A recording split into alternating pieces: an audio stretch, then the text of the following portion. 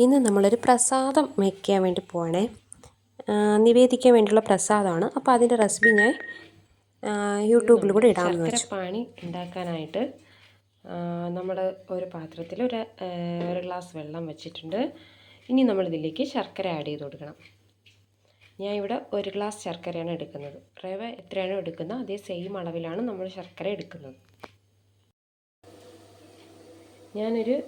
ഈ ഒരു ഗ്ലാസ്സിലാണ് റവ എടുക്കുന്നത്. അപ്പോൾ അതേ ഗ്ലാസ്സിന് തന്നെ 1 ഗ്ലാസ് ശർക്കര എടുത്താണ് പാനി ഉണ്ടാക്കാൻ വേണ്ടി ചേർക്കുന്നത്.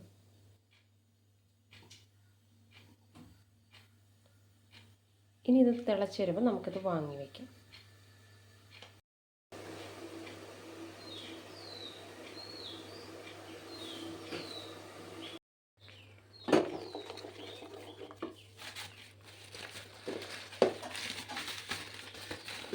ഇത് നമ്മൾ വാങ്ങി മാറ്റി വയ്ക്കണം. ഇനി നമ്മളിതിലേക്ക് റവ വറുക്കാൻ വേണ്ടി പാത്രം വയ്ക്കുന്നു. എന്നിട്ട് ഞാൻ ഇവിടെ 1 ഗ്ലാസ് റവയാണ്, ശർക്കര അളന്ന അതേ സെയിം ഗ്ലാസ്സിന് 1 ഗ്ലാസ് റവയാണ് ഇവിടെ എടുത്തിട്ടുള്ളത്.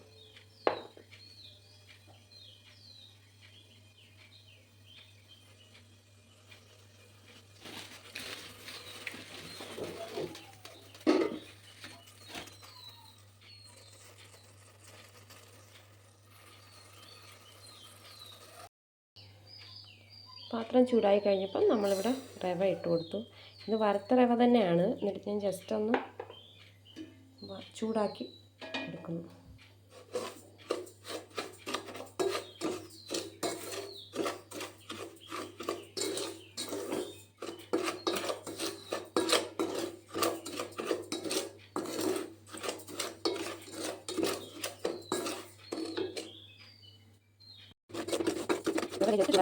ജസ്റ്റ് ചൂടാൻ വേണ്ടി ഞാൻ ചൂടാക്കിയത്. നമ്മൾ 1 ഗ്ലാസ് റവയാണ് കേട്ടോ. അതേ സെയിം ഗ്ലാസ്സിന് 2 ഗ്ലാസ് വെള്ളം ഒഴിക്കും.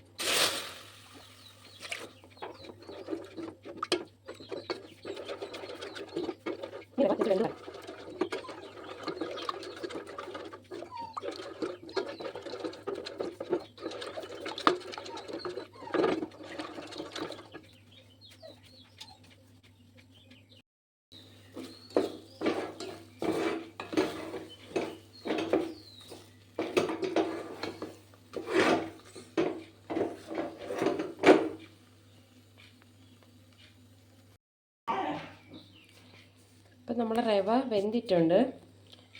ഇനി ഇത് നമ്മൾ നേരത്തെ ശർക്കര പാനി കാച്ചി വെച്ചില്ലേ, അതിലേക്ക് ഇട്ട് കൊടുക്കണം.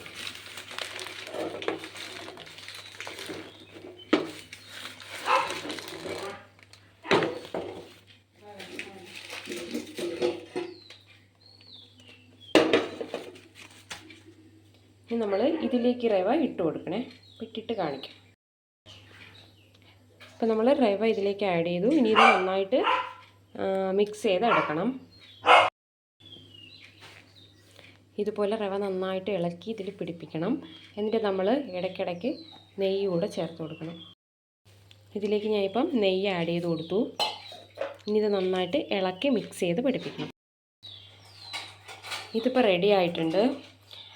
ഇതിലേക്ക് നമുക്ക് നെയ്യ് നമ്മുടെ ആവശ്യാനുസരണം എത്ര വേണേലും ഇടയ്ക്കിടയ്ക്ക് ചേർത്ത് ഇങ്ങനെ ഇളക്കി പിടിപ്പിക്കുക. ഇത് റെഡി ആയിട്ടുണ്ട്. ഇനി നമ്മൾ തീ ഓഫ് ചെയ്യണം.